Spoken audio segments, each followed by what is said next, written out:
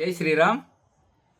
ಎಲ್ಲರಿಗೂ 12ನೇ ದಿನದ ರಾಮರಕ್ಷಾ ಸ್ತೋತ್ರ ತರಗತಿಗೆ ಸುಸ್ವಾಗತ. ಮೊದಲಿಗೆ ಹಿಂದಿನ ತರಗತಿಯಲ್ಲಿ ನೋಡಿದಂತಹ 9ನೇ ಶ್ಲೋಕ ನೋಡಿಕೊಂಡು ಇವತ್ತು 10ನೇ ಶ್ಲೋಕ ನೋಡೋಣ.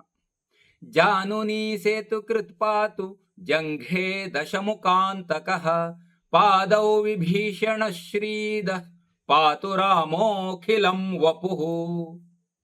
ಇವತ್ತು 11ನೇ ಶ್ಲೋಕ.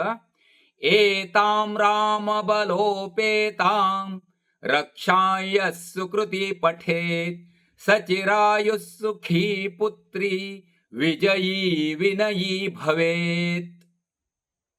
ಮೊದಲನೇ ಚರಣ ಏತಾಂ, ಏ ದೀರ್ಘವಾಗಿ, ತಾ ಕೂಡ ದೀರ್ಘ, ಅನುಸ್ವಾರ ಅರ್ಧಮ್ಮ. ಏತಾಂ ರಾಮ ಬಲೋ, ರಾಮ ಬಲೋ, ಲೋ ದೀರ್ಘವಾಗಿ, ಪೇತಾಂ, ಪೇ ತಾ ಮುಂದಿನ ಅನುಸ್ವಾರ ಇದೆ. ರಕ್ಷಾಯಸ್, ರಕ್ಷಾ, ರಕ್ಷಾ ಅನುಸ್ವಾರವನ್ನು ಒಟ್ಟಿಗೆ ಹೇಳುವಾಗ ಯಕಾರದಲ್ಲಿ ಹೇಳಬೇಕು. ರಕ್ಷಾಯಸ್, ಯಹ ಅಲಿಯ ವಿಸರ್ಗ ಕೂಡ ಅರ್ಧ ಸದಂತೆ ಹೇಳಿಕೊಂಡು ರಕ್ಷಾಯಸ್ ಸುಕೃತಿ, ಸುಕೃತಿ, ಸು ಕ ಕೆರುಷಿಯ ರಕಾರ, ತೀ ದೀರ್ಘ, ಸುಕೃತಿ ಪಠೇತ್, ಪಠೇತ್, ಠೇ ಮಹಾಪ್ರಾಣ ದೀರ್ಘ. ಸಚಿರಾಯುಸ್, ಸಚಿರಾಯುಹು ಅಲ್ಲಿಯ ವಿಸರ್ಗ ಅರ್ಧ ಸದಂತೆ.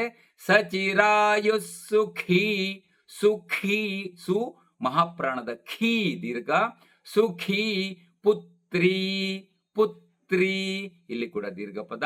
ವಿಜಯೀ, ವಿಜಯೀ, ವಿನಯೀ, ವಿನಯೀ ಭವೇತ್, ವಿಜಯೀ ವಿನಯೀ ಭವೇತ್.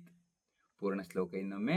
ಏತಾಂ ರಾಮ ಬಲೋಪೇತಾಂ ರಕ್ಷಾಯ ಸುಕೃತಿ ಪಠೇತ್ ಸಚಿರಾಯುಃ ಸುಖೀ ಪುತ್ರಿ ವಿಜಯೀ ವಿನಯೀ ಭವೇತ್.